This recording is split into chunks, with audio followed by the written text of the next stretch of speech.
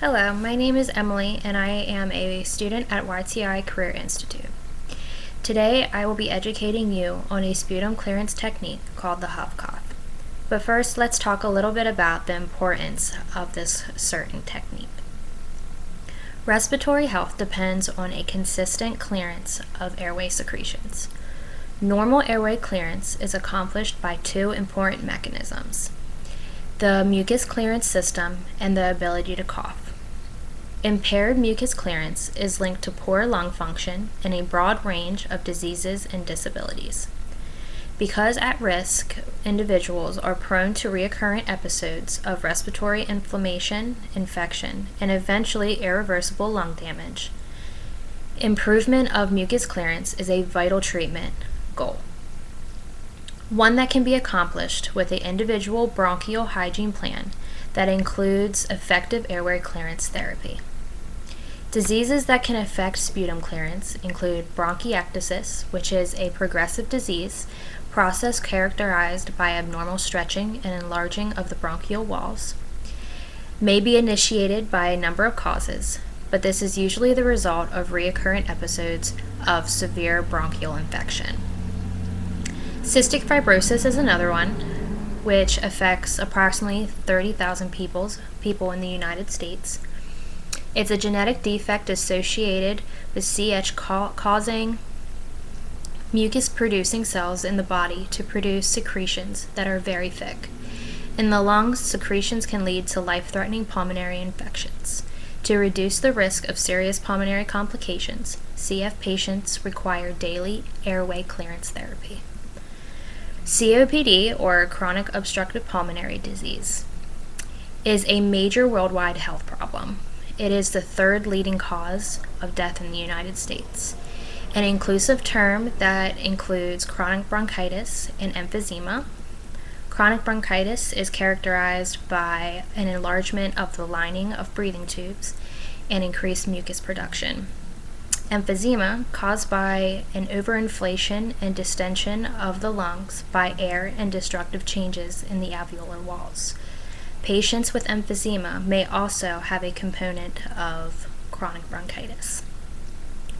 Production of excess mucus is associated with major symptoms, and to delay disease progression, excess secretions must be mobilized and cleared.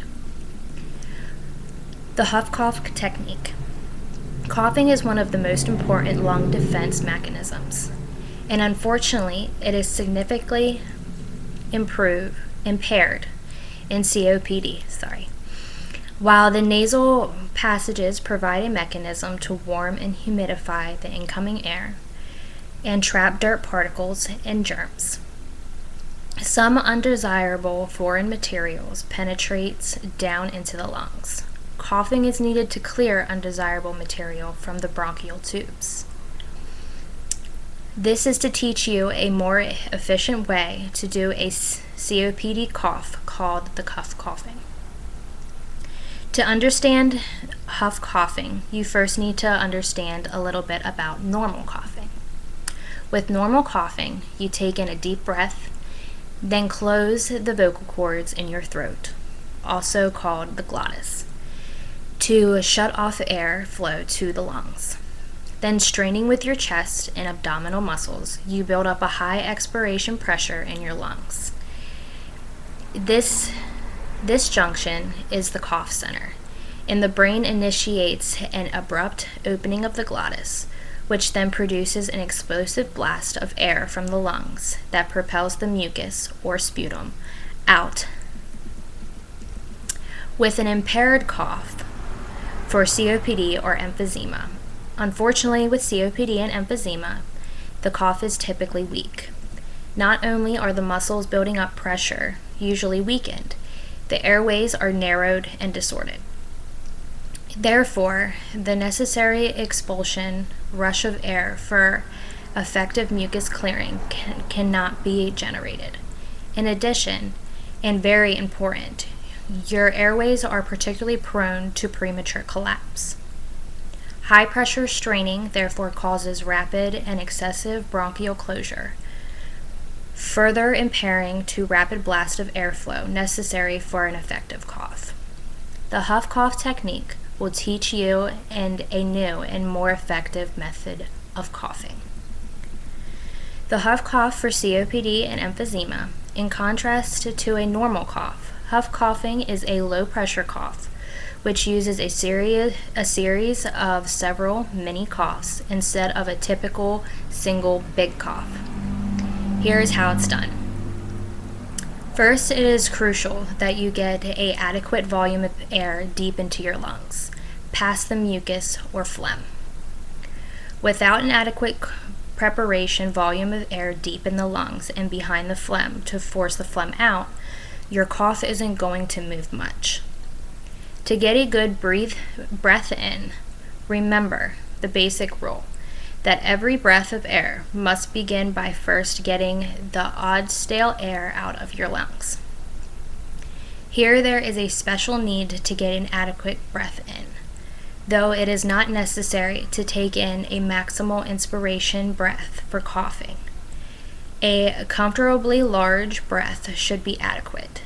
If you are feeling the need to cough, it is commonly associated with the condition of lung overinflammation. This is why it's particularly important for you to first have a good exhalation, and then take it in that initial deep breath of air for a huff cough. In addition, these deep inspirations and expirations have a massaging or milking effect of the bronchial tubes to further loosen up and dislodge the phlegm and prepare it for a huff cough to finally remove it from the lungs.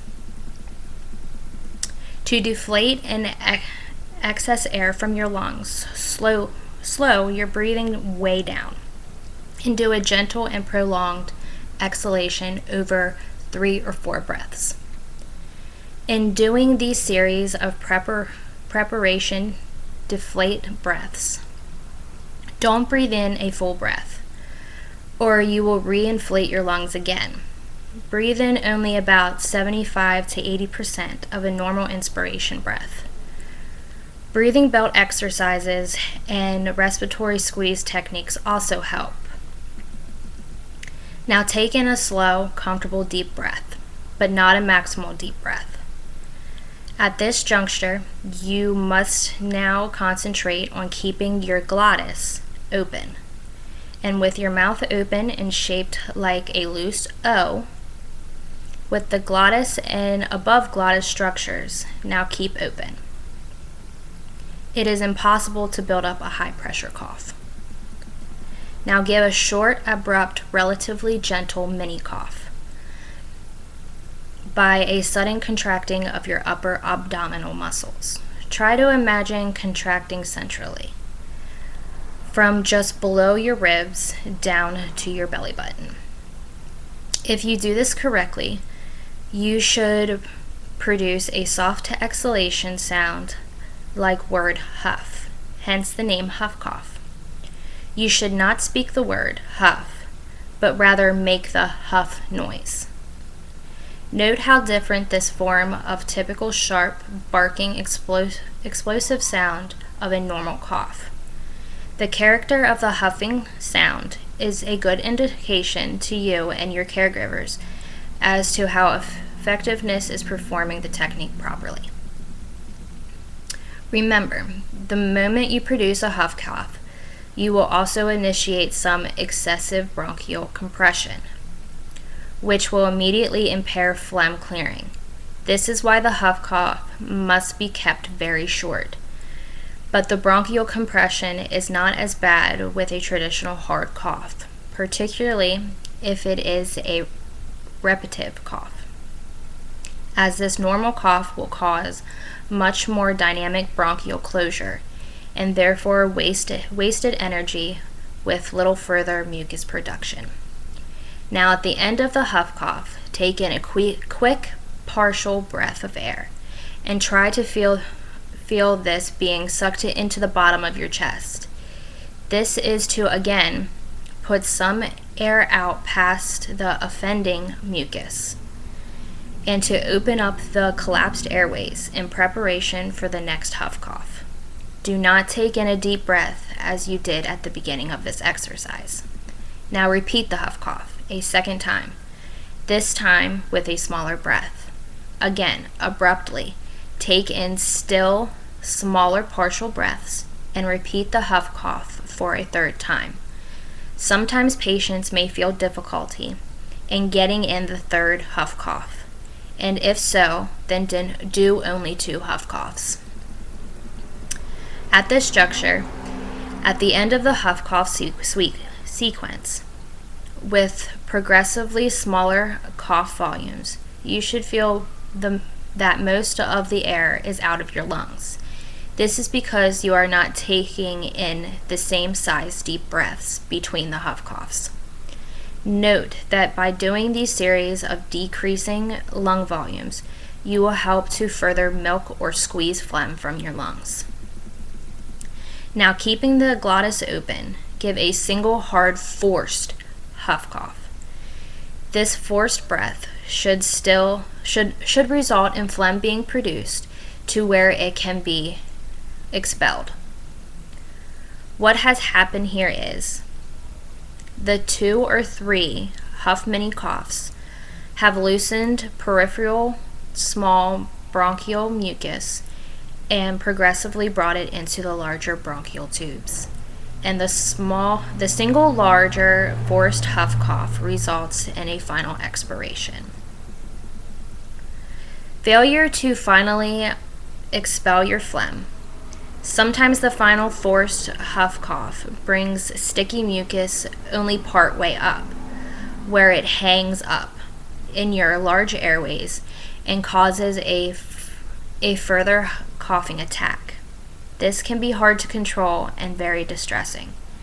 If you are in this situation, don't panic and try to force the phlegm out with a series of hard coughs. Stay calm and try to suppress your cough spasms. Concentrate on doing slow, deep breaths with a large expiration time. You may also do pursed lip breathing to help you're short of breath. Rest yourself and regain your strength. A sip or 2 of water often helps to control the cough. Almost always, this situation produces a temporary state of lung overinflation. So it is very important for the recovery that you concentrate on lung deflation, as noted above. Then repeat the huff cough sequence as needed. As sticky phlegm is often the causing problem, increase your clear fluid intake for the next few days until your urine becomes consistently less yellow as an indication of adequate general hydration. This is done to moisten the phlegm and encourage looser sputum. Remember, always immediately examine your sputum at least twice a day, and particularly the first morning sputum. This could be done in a tissue to enable close inspection. If you suspect you are developing a chest cold, bronchial infection, you should examine all of the sputum for signs of progressive infection. It is very important that you know that your normal phlegm looks like. This must be done to permit recognition of early bronchial infections. Examine all sputum if it is suddenly getting less in amount, or thicker or stickier, or if it becomes slightly opaque or dirty yellowish or greenish appearing. This may be a warning signal of early bronchial infection and so-called bronchiectatic expansion.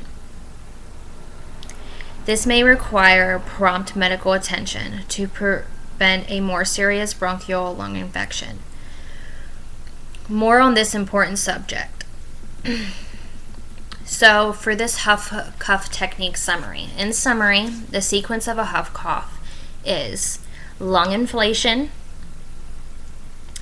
deep breath in, huff cough number 1, huff cough number 2, huff cough number 3, deep breath in, single abrupt forced huff cough for final expulsion, Repeat is necessary after a brief rest if clearance is not developed.